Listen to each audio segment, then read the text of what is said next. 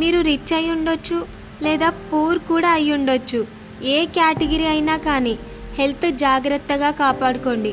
ఎందుకంటే మీరు సంపాదించే డబ్బులైనా, కార్లైనా, బిల్డింగ్స్ అయినా, ఏదైనా కానీ మీ హెల్త్ బాగున్నంత వరకే బాగుంటాయి. ఒక్కసారి అది చెడిపోవడం స్టార్ట్ అయితే అప్పుడు బూడిదలో పోసిన పన్నీరే. ఇంకా మీకు అంతగా ప్రూఫ్ కావాలంటే ఆరోగ్యం చెడిపోయిన వాళ్ళ దగ్గరికి వెళ్ళి అడగండి. వాళ్ళు చెప్పేది వినండి. నేను సంపాదించొద్దని చెప్పట్లేదు, సంపాదించండి. ఇన్ ద సేమ్ టైం హెల్త్ని కూడా కాపాడుకోండి. వీడియో నచ్చితే లైక్ చేయండి అండ్ మన ఛానల్ని సబ్స్క్రైబ్ చేయండి అండ్ మీ ఒపీనియన్ని కామెంట్ చేయండి.